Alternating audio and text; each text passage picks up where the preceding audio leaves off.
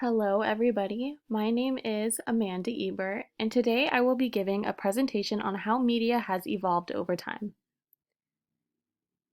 To begin, I will introduce all the topics we're going to be talking about today. First, I'll start out with how television has evolved over time. Then I'll go into how TV shows have progressed somewhat for the better throughout the years.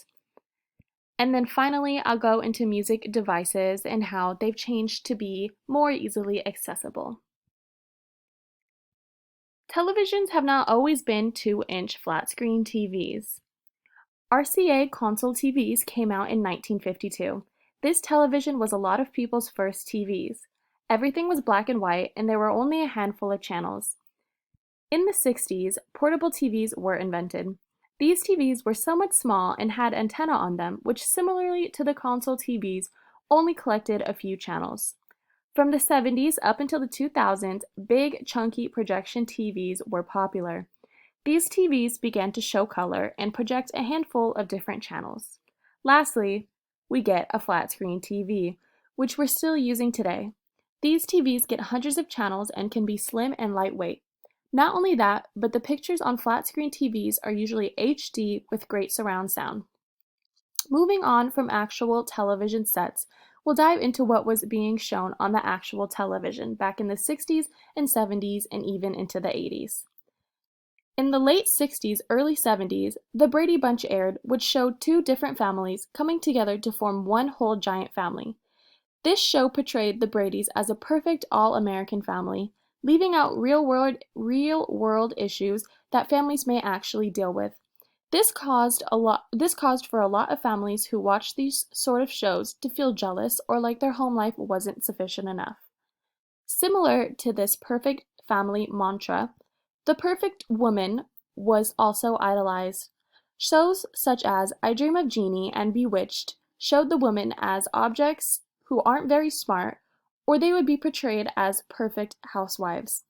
This is also damaging, as many women and men felt as though women should be living up to these unrealistic and sexist standards.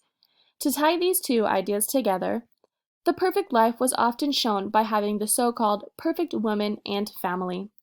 Other shows that replicate these ideologies are Leave It to Beaver and even I Love Lucy at some times. TVs and shows have changed drastically over the years, and so has the delivery of music. The transistor radio was released in the late 50s and early 60s. This radio has a dial and only had the AM option, but was also portable. People listened to radio shows and baseball games with this radio. The hi-fi stereo also caught popularity in the 60s. This stereo had a turntable which you could listen to music with.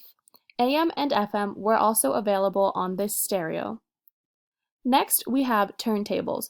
With this device, you were able to play records which included 45s and LPs. These records were around $1 and sometimes only included one song.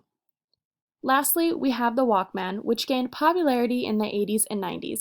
With the Walkman, you could listen to music portably with a CD. In conclusion, television sets have developed dramatically over the years, from big and chunky with large antennas to small and slim and easily portable. Now television sets are easily obtained and more expensive.